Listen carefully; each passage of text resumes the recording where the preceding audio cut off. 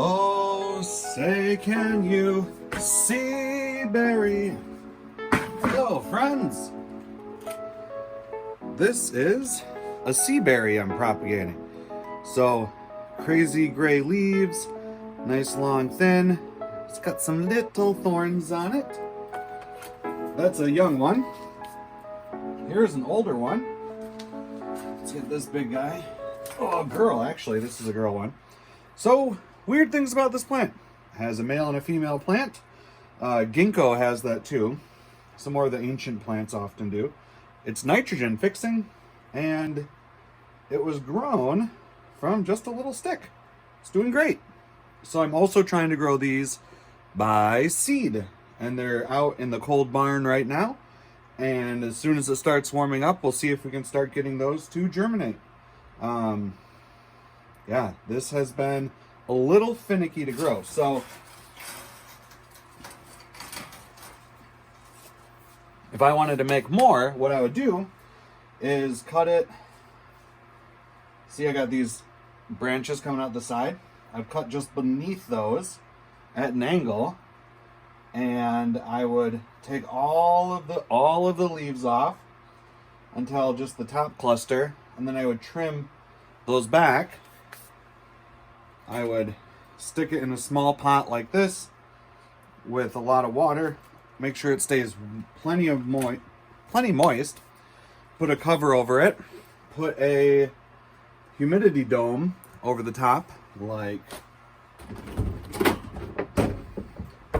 one of these, because it doesn't have roots. It can't get a lot of water through it. So if you have a ton of leaves on the top and they're sucking water out of that little bit of stem, it's not going to live very long. So you got to keep it moist. You got to make sure it's not sucking too much water out, and you can do that by helping to trim the leaves. So there you go. Actually, it's the same thing with the black currants. They're just not as picky. So with the black currants, cut it, stick it in the ground, keep the bottom warm. I use a little heat mat like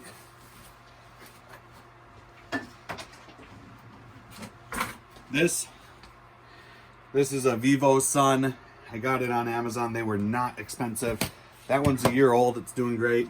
And I use a controller, which is just out of frame. I use the VIVOSUN controller. This one's unplugged.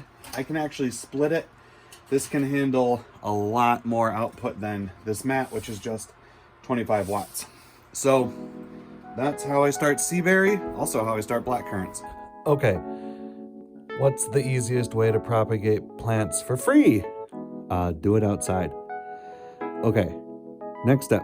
What if you want to do it inside and you don't want to buy a warming mat?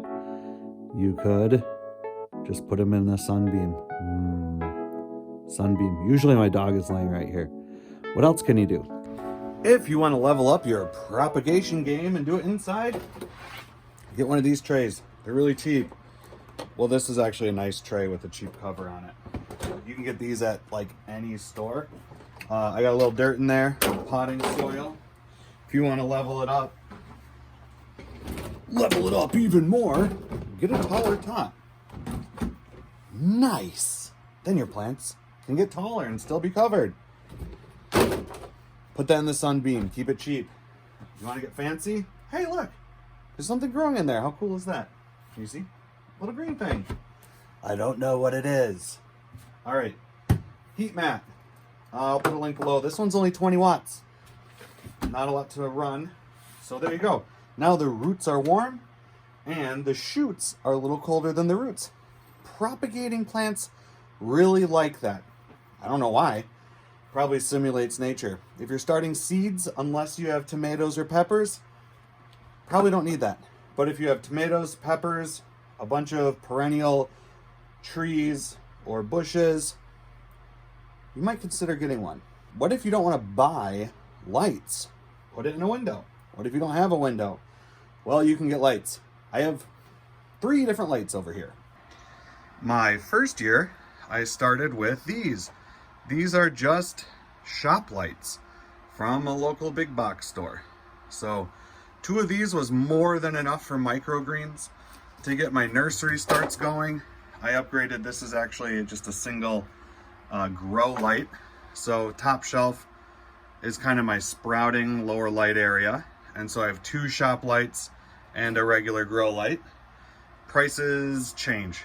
I will link, I think I got one of these online, so I can link to that. The big bad Mamba Jamba I upgraded to this year, push this over, is this guy, or girl, I don't know, them, whatever it is, it's a light. I got it on Amazon. It's an off-brand one, and I've been absolutely delighted with it. I keep these up so I don't accidentally keep looking at it because it looks really cool.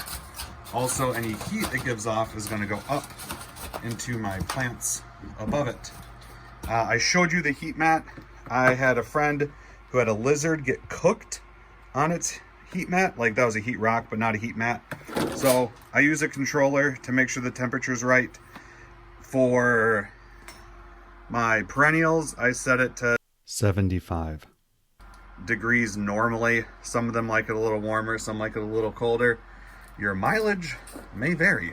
Down here, I have the 2 shop lights I started with, plus my new super bright. And those all cost different amounts of money, obviously, but just getting started, try it in a sunbeam. See if it works. I didn't start, let me flip this over. Okay, I did not start with this. I started with, my first tray was a cookie tray.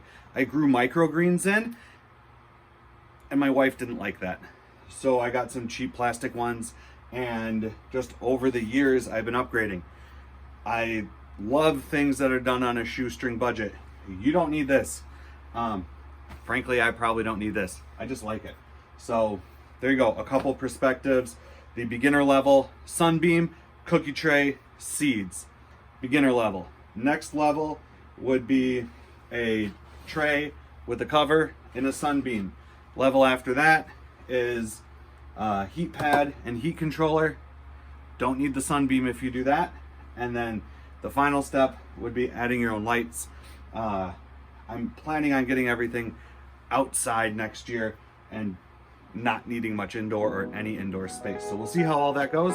So there you go, a few different levels of seed starting or nursery indoor propagation to get you going. And this is all, I'd say, entry-level hobbyist. Next step would be like a warm sand bed and mist irrigation, mist propagation bed. So you bet your cookies someday we'll be banking one together. Bye-bye.